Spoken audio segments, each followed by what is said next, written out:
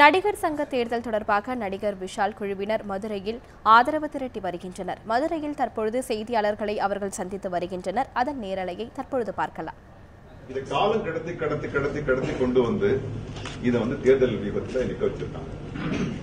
எங்களுடைய கோரிக்கை ஒன்றே ஒன்று.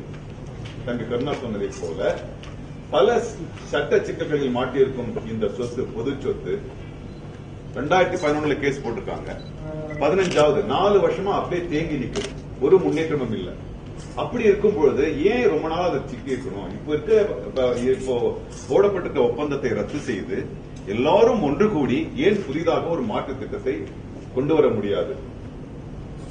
எல்லோரும் புகழ்பெற்ற நடிகர்களாக இருக்கிறார்கள், ஏன் சுயமாக ஒரு நிதி திரட்டி செய்யக்கூடாது என்பதுதான் எங்களுடைய கோரிக்கை. அவர்கள் மீது குற்றச்சாட்டு இவர்கள் அதெல்லாம் அப்புறம்.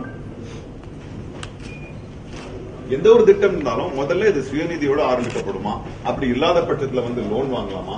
அப்படி இல்லாத பட்சத்தில் ஏன் ஓபன் டெண்டர் விட்டிருக்கலாம்? ஏன் தனியார் அப்படின்னு நிறைய சந்தேகங்கள் அந்த இதுல இருக்கும்போது ஏன் அந்த சந்தேகத்தை வளர விடுறீங்கன்றதுதான் என்னுடைய ஒரு ஒரு ஒரு ஒரு அக்கறை. அவ்வளவு சந்தேகங்கள் விழுகின்ற அந்த ஒரு ஒப்பந்தத்தை ரத்து செய்துவிட்டு புதிதாக கொண்டு தொடங்கும்.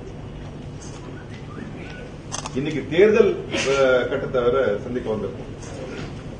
அப்புறம் ரொம்ப அது என்னவோ தெரியல, ரொம்ப நாளா நாடக நடிகர்களுக்கும் சினிமா நடிகர்களுக்கும் ஒரு பெரிய ஒரு பிளவு இருப்பதாகவே காண்பிக்கப்படும். நான் பல மொழி படங்களில் நடிக்கின்றேன்.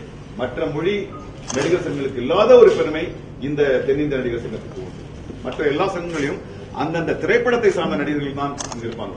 இங்க பாரம்பரம் பல நூற்றாண்டுகளாக நடித்துக் கொண்டு வருகின்ற நாடக கலை சார்ந்த பல கலைஞர்களும் இதில் உள்ளடங்கியிருக்கிறார்கள் என்பது எங்களுக்கு பெருமை. எங்களை சினிமா நடிகர்கள் நாடக நடிகர்கள் எங்களை சந்திக்கவே ஒரு சூழ்நிலை ஏற்படுத்தவில்லை என்பதுதான் உண்மை. நாங்கள் எப்பொழுதுமே அவர்களுக்காக கவலைப்படுகிறோம். நாடக நடிகர்களுக்காக இவ்வளவு பேசுறீங்க, அதே நாடக நடிகர்களுக்கு இன்னும் நீங்க அடையாள அட்டை கூட இன்னும் கொடுக்கப்படவில்லை, நிறைய பேர் இன்னும் கிடைக்கல அப்படிங்கிற குற்றச்சாட்டுலாம் முன்வைப்பாங்க. இதை பத்தி செயற்குழுவியோ பொதுக்குழுவியோ உங்க சார்பா இருக்கவங்க யாராவது பேசினாங்க? இல்ல, நாங்க தோழரே நாங்க இப்ப 2013 தான் நாங்க உள்ளவே வர்றோம். அதுக்கு முன்னால ஏன் வரலன்னு நீங்க கேட்கலாம். அவர்கள் செய்வார்கள், நல்ல விதமாக நடந்து கொண்டிருக்கிறது என்பதுதான் நாங்கள் நினைச்சுக்கிட்டோம்.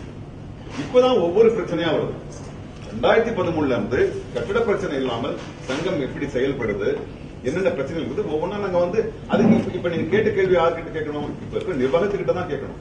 அதை நீங்க கேட்டீங்களாங்கிறதா நான் கேட்கிற கேள்வி. இந்த கேள்வியை நாங்க கேட்டு நீங்கள் கேட்டீங்களா? உறுப்பினர் முறையில நாடக நடிகர்கள் இன்னைக்கு குரல் கொடுக்கிறவங்க அன்று குரல் கொடுத்தீங்களாங்கிறதா எங்களோட கேள்வி. அன்று என்பது எப்போது? இதற்கு முன்னர் நடந்த கூட்டங்கள் இல்ல, இந்த பிரச்சனையே தலையாய பிரச்சனையா இருக்கு. அவங்க எதை பேசினாலும் இது மட்டுமல்ல, நிறைய பிரச்சனைகள் இருக்காங்க.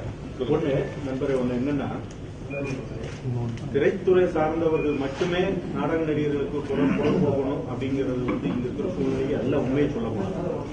ஏன்னா பதவியில் இருப்பவர்கள் கிட்டத்தட்ட இந்த 50 வருடங்களா நீங்க எடுத்தீங்கன்னா சினிமாவில் வளர்ந்து அவங்க தங்களை புகழ்பெற்றவர்களா இருக்கலாம். ஆனா அடிப்படையில் ஒவ்வொருத்தருமே நாடகத்தை ஒரு அமைப்பாகவும் நாடகத்திலிருந்து வந்தவர்கள் தான் தலைவராகவும் செயலாளராகவும் இன்னைக்கு வரையிலும் இருந்துட்டு இருக்கிற செயலாளர் கூட நாடகத்தின் துறையினுடைய மிகப்பெரிய பரம்பரையிலிருந்து வந்தவங்க தான். அதனால நாங்கெல்லாம் ஒரு அமைச்சர் நாடகத்திலிருந்து சினிமாவில் கூட நாங்க இருந்திருக்கலாம். ஆனா ஒரு செயலாளர் மிகப்பெரிய பாரம்பரியத்திலிருந்து வந்தவர்.